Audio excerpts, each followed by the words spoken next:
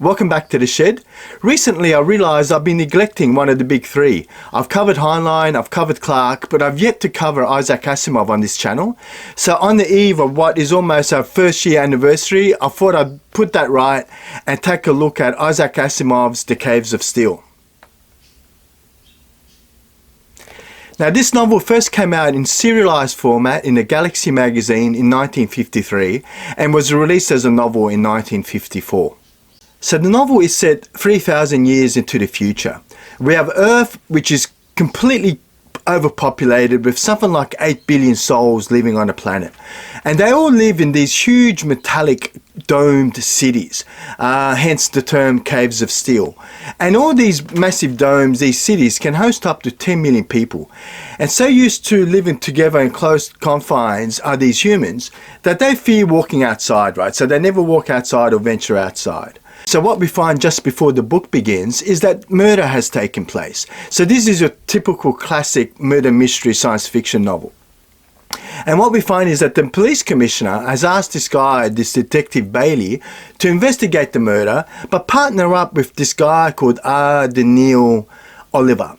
And R denotes robot. So he's asked to partner up with this robot because he's from this Spaces program. And what these spaces are is that there's something like 50 worlds that have been colonized by man, and they live very in contrast to what we find on Earth. They're very low population numbers. They've got rich energy resources and rich natural resources, and they heavily use robot labor. And one of these people that has been murdered is a prominent spacer ambassador. So the police commissioner has asked Bailey, who's got some reservations of his own when it comes to robots, to partner with no other than a spacer robot. So Bailey has to work with this guy, overcome his own prejudices and solve the murder, all whilst he's getting actually framed for the murder himself. So the question then is, will Bailey and Oliver successfully form a partnership and solve the crime? Is there some sinister robot plot here against man that is at play? Or is there something else at play? All to be revealed in this wonderful book by Isaac Asimov. So what did I like? Look, I really enjoyed the exposition, right? I really enjoyed the way Isaac Asimov built this realistic robot laws, right? So this is one of the first robot novels, and I just love the three laws of robotics. Like most of us in science fiction are familiar with the three laws of robotics, and what we find is that it goes into great detail as to how those laws practically work when it comes to these robot creatures. These really what they are, artificial intelligence on two legs, right?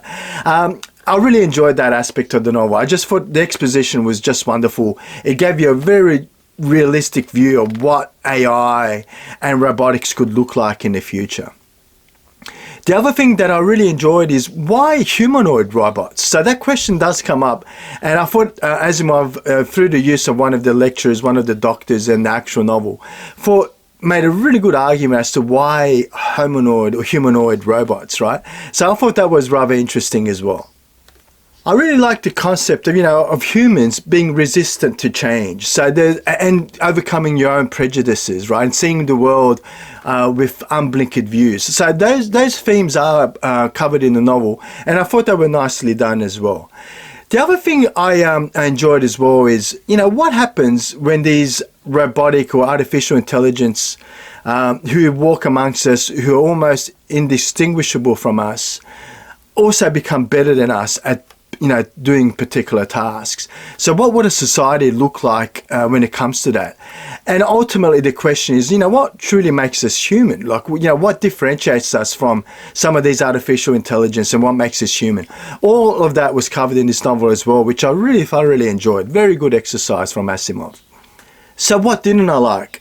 Well, Jehoshaphat. All the characters were just weak, right? There was just not one strong character. All the characters were so robotic, And it's almost ironic that the most human of the characters was actually the robot. Now, I'd love to think that Asimov did that on purpose, because it's sort of interesting when you do read through it, that these characters are all very shallow, they're all very weak, and Jehoshaphat, I just couldn't get over that in my own head. And why do I keep saying Jehoshaphat? I'll come back to that in a little bit later. The other thing that I sort of didn't quite like Jehoshaphat was the fact that again, it's not uncommon in the top three, especially with Heinlein and Asimov, I find, is the portrayal of women, right? There's Asimov, I know, is a strange one in that, because he either just has no female characters at all, as in you would not see a female name in the novel at all, or as the case in this novel, there is one female character, but she's treated like a 5-year-old and she acts like a 5-year-old. It's very typical of Asimov, I find. Again, take that for what it is. It's just an observation and a criticism. I've been haggled in the past for calling it a minor criticism, so you call it what you'd like to call it, and I respect your opinion in doing so. But look, I did see that, glaringly staring right at me when it comes to this. Jehoshaphat,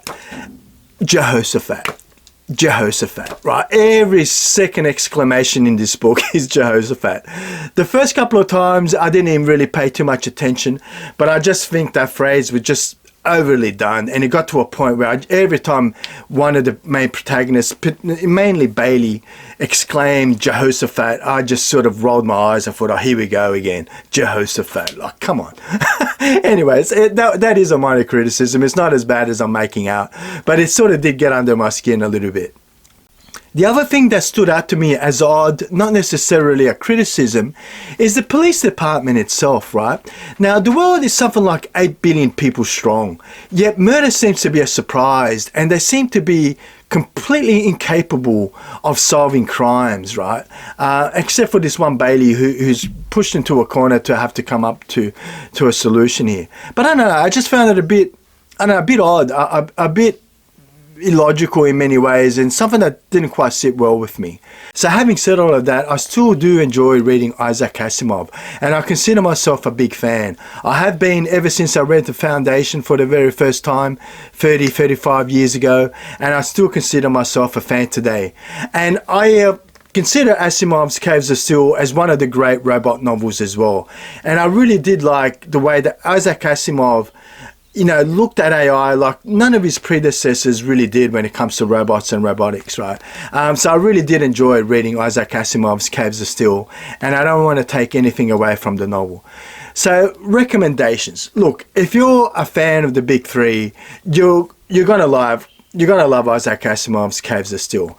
If you're a Heinlein or a Clarke fan, I think you deserve to reward yourself and have a go at Asimov, because he is amongst that league, right?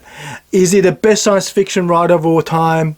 One day maybe we should run a poll, and maybe I should share my complete views, but I'd have to rank him up there as one of the, the pioneers that really shot science fiction to the next level, right? So I can't take anything away from Asimov. I am a big fan. So when it comes to recommendations, look, highly recommended. You do owe it to yourself to give Asimov at least one go in your life, and The Caves of Steel is definitely not a bad place to start. I really did enjoy Foundation. I only just read it last year as well, whilst I was shooting videos, but I didn't think to record and do a video review. So maybe if you wanted me to follow that up one day, I'm happy to do so. But I thought it's just been covered so many times that there's probably not much else I can share about that book that hasn't been shared previously. So yeah, I highly recommend it. A good place to start your robot journey with. I actually want to follow it up with this guy called Soul of Robot. Soul of Robot by Barrington J. Bailey. After reading Caves of Steel, I think I'm going to give this one a go. So if you're interested in that and you reckon that would be a good idea, or if you've read either one of these two books, I'd love to hear your comment and see what you think about it. But yeah, look, that's where I'm at, and I thank you for spending time with me this morning, and like always, see you next time in the shed.